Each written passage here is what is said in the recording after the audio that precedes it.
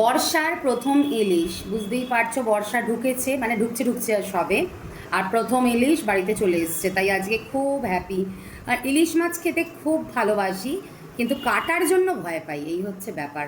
তবে ইলিশ মাছের তেল হবে তো মামনি আজকে?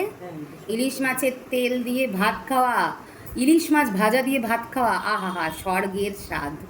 তো যাই হোক, তো বর্ষার মরশুমের প্রথম ইলিশ বাড়িতে ঢুকে গেছে। হ্যালো, গুড মর্নিং, সকলকে জানাই সকালের অনেক অনেক শুভেচ্ছা এবং ভালোবাসা। তো বুধবার ঘুম থেকে উঠেছি, রেডি হয়েছি, ব্রেকফাস্ট কমপ্লিট হয়েছে, তোমাদের দাদাভাই বেরিয়েও গেছে।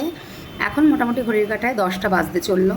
তাই মামনি বললো যে এবার একটু রান্নার দিকে তো এগোতেই হবে, তাই একটু মানে বাঁচাবুচির কাজগুলো করে নিই। তো মামনি কি কাজ করছে সেটা তো দেখাবোই, তার সাথে আরেকটা খুব হেল্পফুল জিনিস তোমাদের সাথে আজকে শেয়ার করবো, মানে যেটা অনেকেই জানে, কিন্তু যারা জানে না তাদের জন্য একটা মানে বিশেষ জিনিস, যেটা দেখে তোমরা শিখতে পারবে বা করতে পারবে, যেটা আমিও শিখেছি মামনির থেকে। তো চলো সেটাই তোমাদের সাথে আজকে শেয়ার করি। বেশি বড় ইলিশ নয় বলো মামনি, একটু মিডিয়াম সাইজেরই ইলিশ এসছে, ছোটোই যাকে বলা যায়, 500 ছোটো সাইজের একটা ইলিশ এনেছে। তো এটাতে অ্যাকচুয়াল আমরা 4 জনা, সবাই খাইও না, মানে আমি তো ওই 1 পিস তাও একটু খাবো, তো ওই জন্য ছোটো বলে দেখে এনেছে। বড় যা দাম বড় ইলিশের, ইচ্ছে করেই বারণ করেছি। তাই এখন এই ইলিশটা রান্না আজকে কি হবে? আজকে হবে, তাহলে আজকে ইলিশটা রান্না হবে। আর কি আনা হয়েছে? আর চিংড়ি। চিংড়ি।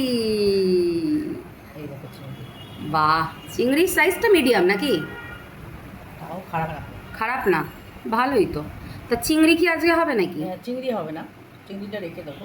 চিংড়িটা রেখে দেবেন কি বলে আজকে, যেহেতু ইলিশ মাছ হচ্ছে একসাথে, সব কিছু তো করে তো লাভ নেই। খাবো না, বড্ড অ্যালার্জির প্রবলেম হয়।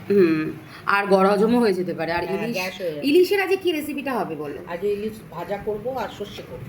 মানে ইলিশ ভাজা, ইলিশ ভাপা ইলিশ, ভাপা ইলিশ বা সর্ষে ইলিশ, কোনটা হবে? সর্ষে ইলিশ, সর্ষে ইলিশই হবে। তো সর্ষে ইলিশ আর ইলিশ ভাজা, আর ইলিশের মাথাও আছে, লেজাও আছে এখানে, দেখো। রেখে দেবো, ওগুলোও করে নিও একসাথে।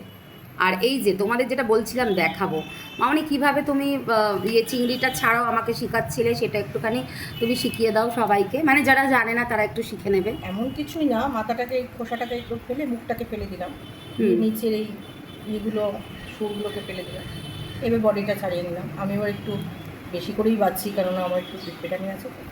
পিটপিটানি আছে? আর একবার তুমি ভালো করে ক্লোজ দেখে দেখিয়ে দেবো, হ্যাঁ তুমি এটা করে নাও, দিয়ে একটা ক্লোজ দেখিয়ে দেবো, কারণ এটা সত্যি শিক্ষণীয় একটা ব্যাপার, কারণ আমি কিন্তু পারতাম না। আমি সত্যি এইসব এই যে এটা করছে থাকে, এটা ফেলতেই হবে, নাহলে এটার মধ্যে ভীষণ নোংরা থাকে। এই যে এই বাটিতে বেছে বেছে রাখছে মাসি, এই মামনি, এই যে এটা করলো, এটা থেকে ওই ঘিলুটা বেরিয়ে গেল, মুড়োটা ছাড়িয়ে নিচ্ছে। এই যে এটা ছাড়ানো শুরুগুলো, বাপরে, বডির খোসাটা অনেকটাই শক্ত কাজ মামনি।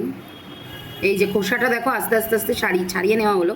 অনেকেই খোসা ছাড়িয়ে রেখে দাও, কিন্তু মেন জিনিস যেটা, সেটা তো পরিষ্কার করতেই হবে, নাহলে হবে পেট খারাপ, পেটের সমস্যা। এই যে মেন জিনিস দেখো, পিঠ থেকে একটা কিরম কালো একটা বেরোচ্ছে, দেখছো? এই দেখো, মানে এটাই মেন, বলো, এটাই মেন। তো যাই হোক, আমি ভাবলাম তোমাদের সাথে এটা একটু ছোট্ট করে শেয়ার করে দিই, তাহলে অনেকেরই উপকার হবে, কি বলো মামনি? অনেকেই শিখতে পারবে, যারা জানে না তাদের জন্য বলছি। তো এই হচ্ছে আজকের মাছ বাজার। আর রান্নাবান্না কী হবে, কি হচ্ছে, সবটাই আবার পরে দেখাবো, কারণ এই ইলিশ তো হবেই, এটা তোমরা শুনলে, এর সাথেও আরও কিছু রান্না নিশ্চয়ই হবে, তাই তো বাপি মামনি? হবে না। হ্যাঁ, আর বাপি গেছে একটু বাজারে, তাই বারবার মুখে বাপি আসছে। চলো টাটা। আর এটা কারা কারা জানো, আর কারা কারা নতুন শিখলে এইভাবে চিংড়ি বাছাটা, এটা কিন্তু অবশ্যই জানিও, কমেন্টস করো। টাটা।